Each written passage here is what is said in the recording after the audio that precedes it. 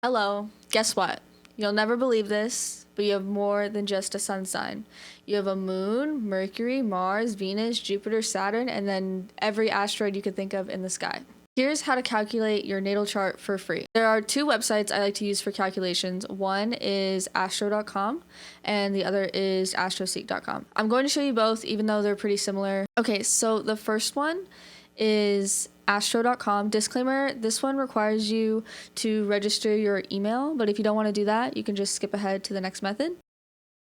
Okay, so this is astro.com. So first you're going to go to charts and calculations and you're going to go to extended chart selection. I like this one because there are more options and you can change the house system to whole sign houses, which is what I prefer to recommend to beginners. We're going to go here. Okay, mine I already tested, so then you're going to go here. You're going to enter your data, your birthday, month, and year. You do need your birth time. You can draw a chart without it, but it is going to be less accurate when it comes to your ascendant and moon sign. An estimate is okay, but just know that it is going to change a lot of things of the chart if you don't have your time from your birth certificate. More on that in later videos when we discuss what all of that means. And then you need your place of birth. And you hit continue. It's going to ask you your email. Like I said, if you don't want to do this part, we can just skip to the next website. Okay, and then you're going to get to this page, which is when we actually select all the information for the chart. So under zodiac and houses, this is where you're going to select the house system, which is the whole sign houses I was talking about. So you're just going to click this and then you're going to go to whole signs, which is the third option. Everything else should be fine. And then you're going to click show the chart. And then it is going to pull up your chart and there's going to be a lot of stuff on here. We're going to go over that. But this is just how to get the actual chart pulled up. All right, now we're going to move to astroseek.com. So you're going to go to Astroseek. You don't have to make an account. You're going to go under free horoscopes right here. And then you're going to go to birth chart. And you're going to enter your birthday, your time, and where you were born. Like I said previously, if you skip to this part, your birth time is important to get your ascendant and your moon sign. The birth certificate is the most accurate. From memory is okay, but just be aware that it could completely change your whole houses and where your moon is at. The moon moves pretty fast, so it can be in two signs in one day. That's why the birth time is important. And then your city, of course. And then you're going to hit calculate chart. So down here is where you're going to do the extended settings to change it to whole sign. And it's this one, not the ascendant. Just ignore that one. Just whole sign. And then hit redraw. And then this is the chart. And then on the right on AstroSeek, it does tell you which house each planet is in, which is helpful, especially when you don't know what all the symbols mean yet. It's easier just to kind of see where they're at. This one has all the aspects in this table right here. On AstroSeek, you have to click the aspect tables to show it. I sometimes prefer just this one because it has it all right here. Well, now that we have the charts pulled, how the hell do you read this thing? So there are a lot of symbols and lines, and I know it can be overwhelming to try and understand. So we are going to break it down. So the chart is a circle. And it is a map of the sky when you were born, from the Earth's perspective. The Earth moves around the sun, which changes the zodiac sign that the sun is in. Like, if the sun is here, and the Earth is moving around, and all of the signs are around, like, because they're constellations in the sky, the stars, where the Earth moves changes which way, like, the sun is... Maybe I have to make a chart, but when the sun is here, and Earth is here, and say this is where Aries is, when the Earth is over here, Aries is right here, so the sun is in Aries. When the other half of the year, then the Earth goes here, and the sun is over here, then the opposite of Aries is Libra, so then it's the opposite. So then the sun is in Libra.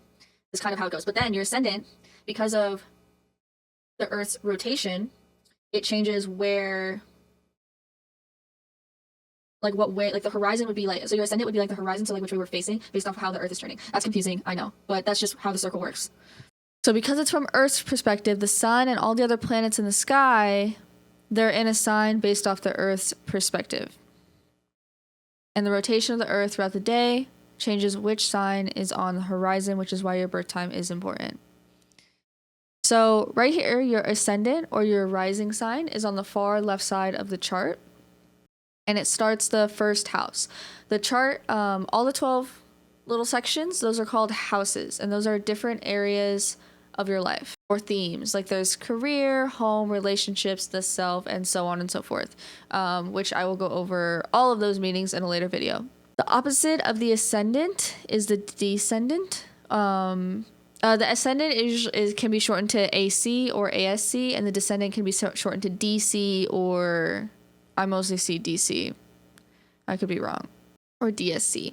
And that is in the 7th house. The highest point of the chart is the MC, or the midheaven, and this is in the 10th house. And then the opposite of that is the IC, or the Imam Kola. I don't know how to pronounce it. It's the IC, Sumi, in the 4th house. And then the houses go from 1 to 12 counterclockwise based off the signs. So because my rising sign is Sagittarius, the Sagittarius was a constellation that was on the horizon when I was born. So then it goes in order: Sagittarius, Capricorn, Aquarius, Pisces, Aries, all the way back around until we hit Scorpio, which is the sign before Sagittarius.